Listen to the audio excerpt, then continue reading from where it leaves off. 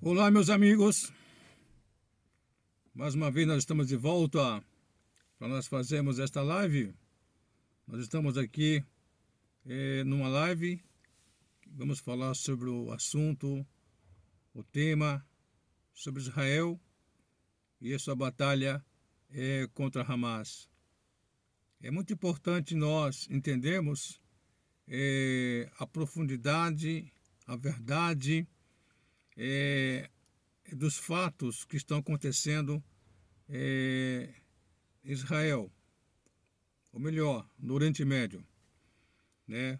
Você sabe que nós estamos numa caminhada dentro daquilo que Deus tem falado na sua palavra.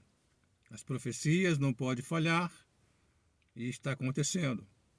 Mas antes de entrar nesse assunto, peço a você que você nos dê um like aí, tá certo? Visualize, compartilhe.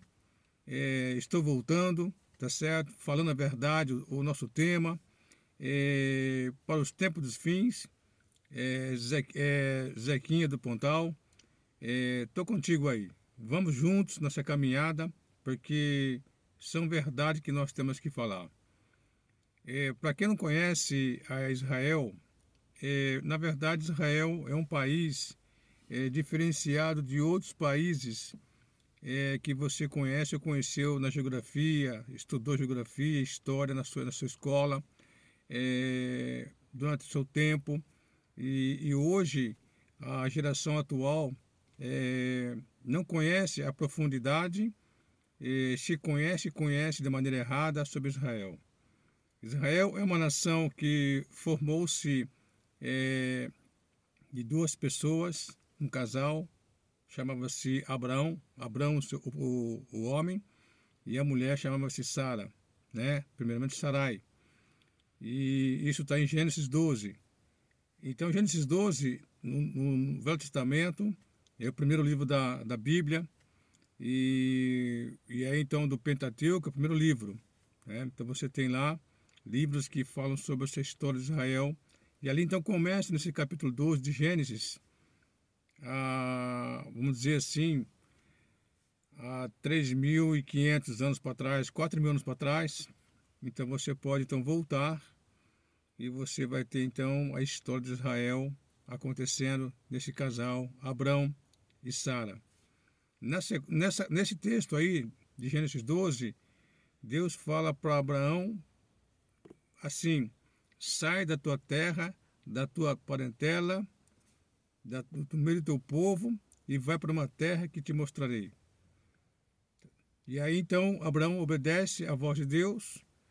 Ele morava na Mesopotâmia, e aí então ele sai e vai para uma terra que mostrarei. Ele obedeceu à voz de Deus. E ele então, aí Deus fala para ele assim: então, abençoarei aos que te abençoarem, e amaldiçoarei os que te amaldiçoarem. E também na sequência do texto ele fala assim: de ti sairá a bênção das nações. Tá certo? De ti, Abraão, sairá as bênçãos das nações. E essa profecia, então, fala a respeito do Messias que sairia de Israel para, então, abençoar o mundo. Qual aconteceu em Gênesis, nos Evangelhos, fala sobre a morte de Jesus Cristo na cruz do Calvário, e também os profetas maiores e menores também relataram sobre essa profecia. Então a nação de Israel vem seguindo realmente de uma forma assim totalmente na sequência que Deus vem estabelecendo, tá certo? Mas Abraão, mais tarde, Deus apareceu para ele várias vezes, confirmando a promessa que havia feito para ele, tá certo? Que ele seria proprietário, dono de uma terra. Só que Abraão foi, na linguagem, para quem conhece, Abraão foi um topógrafo para Deus. Abraão chegou na terra prometida, terra de Canaã, e ele então, onde ele passava, parava, ele adorava a Deus, fazia um altar em adoração ao Deus, Yahvé. E aquilo então foi acontecendo, onde ele ia, caminhava nas suas andanças por toda a terra de Canaã, ele foi fazendo altares para Deus. Só que Abraão não morou na terra, tá certo? Aí ele morreu, tá certo? Foi sepultado, veio seu filho Isaac também. Não houve uma conquista ainda, mas já Isaac, seu filho. Aí aconteceu de Isaac, nasceram 2 filhos, Jacó e Esaú. E depois, então, Jacó, nasceram os 12 patriarcas. E então, a partir de Jacó para frente, dos 12 patriarcas, desceram para o Egito 70 almas. Então, essas almas foram então, mudar para o Egito, porque, na verdade, a história fala que um filho de José foi vendido pelos irmãos para ser escravo no Egito. E lá mais tarde, então, José, ele passa a ser, então, primeiro-ministro de todo o Império Egípcio da época. E, então, os irmãos venderam ele, mentiram para o pai, uma história muito bonita até por sinal. E relatando realmente os 2 sonhos que ele falou para seu pai e seus irmãos, que já não gostavam dele. E então aquele sonho que ele falou que havia todas as estrelas, o sol, a lua, estava dobrando perante ele. Então, e aí outro sonho mais que ele falou para eles, e mais tarde aconteceu. Então, eles estão no Egito, houve uma seca lá, o povo de Israel foi para o Egito, 70 almas. Aí aqueles 70 almas foi multiplicando, crescendo. E aí, então, realmente, só que o rei que conhecia José, que foi um primeiro-ministro muito próspero, muito inteligente, alavancou a economia do Egito, porque teve um período que teve 7 anos de abundância na terra, depois teve 7 anos de seca, tá certo, de miséria, e daí para frente, então, José foi se fortalecendo, cresceu a população de Israel na terra do Egito. Então, aí naquele montante, levanta um rei, um faraó, que não conhecia José, não conhecia o passado de José, a história maravilhosa de José, e começou a judiciar o povo, e aí então foi que Deus levanta Moisés, e esse Moisés então, com o seu cajado, com sua vara, então com o poder de Deus na sua vida, ele vai, abre o mar vermelho, sai do Egito, passa o mar vermelho, e adentra na terra prometida. Só que Moisés também não entrou por uma questão de desobediência que Deus havia falado para ele, tá certo? No momento lá que ele tinha que falar com a pedra, que a pedra era a tipologia, tipificava, né?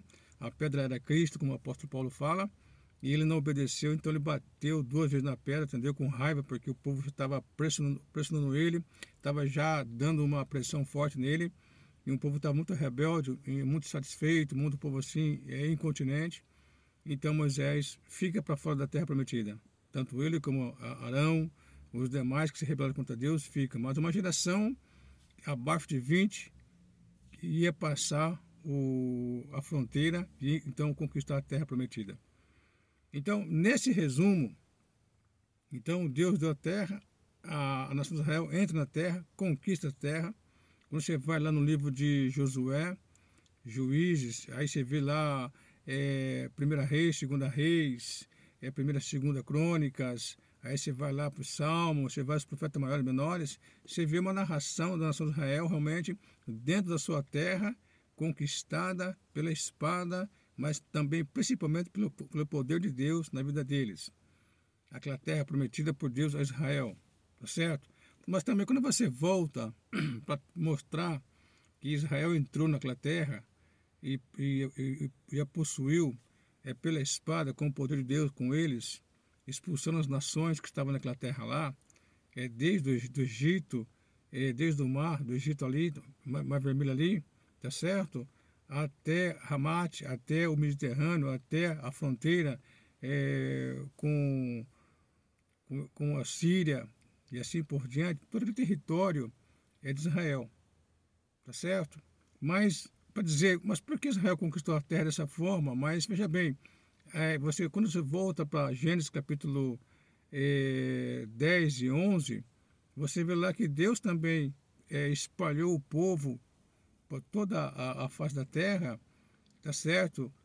Confundindo as línguas, e mandou todo o povo para toda a parte da terra para povoar, encher a terra, e cada povoado que saiu com a sua língua própria e dialeto foram povoar em seus espaços e dominaram até hoje. E como está hoje, as nações em seus espaços. Formou-se o continente asiático, europeu, oceânico, africano, as Américas. Então, todos os países estão assentados.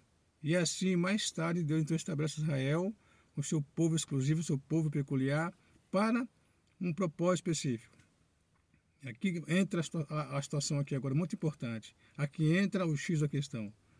Porque Deus não usou as nações que estavam para fazer realmente uma proposta para o mundo. Não, ele criou um povo específico para fazer a sua proposta. Ele falou lá em Êxodo capítulo 19 e 20, que se vocês me obedecerem, vocês serão para mim um povo escolhido, um povo de sacerdote, uma nação peculiar, uma nação santa, para meu propósito. Qual é o propósito de Deus?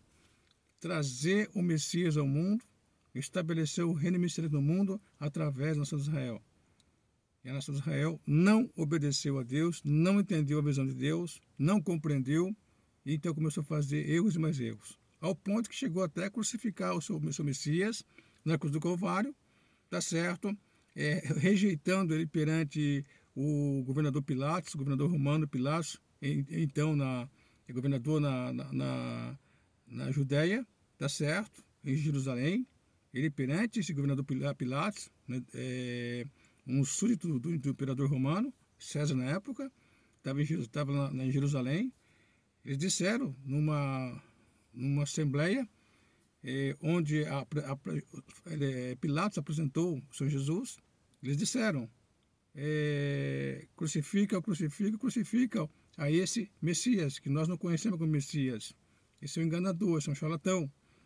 E Pilatos estava tentando mostrar para eles, assim, entendeu? Também de uma forma irônica, que Jesus ali era o Messias deles. Eles então mandaram matar, assim aconteceu, morreu o Senhor Jesus na cruz do Calvário, ressuscitou ao terceiro dia, foi para os céus. A nação, por essa rebelião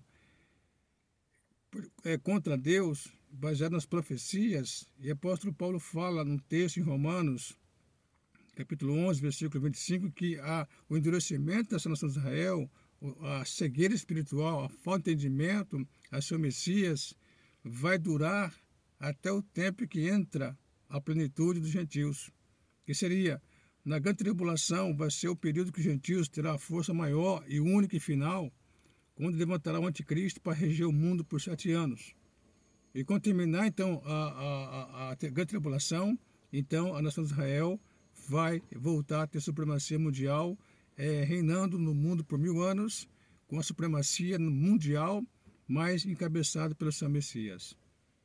Então, hoje, essa batalha de Israel contra Hamas, sim, foi um ato covarde, foi, mas só que tem a profecia acontecendo que Israel tem que passar por essa reconstrução de sua vida, com dificuldade, com guerras, batalhas, hostilizações, humilhações, despejo, despojo, deportação, mortes, mas para passar até o momento que Deus vai terminar, quando mandará o seu Messias para Israel reinar por 1000 anos.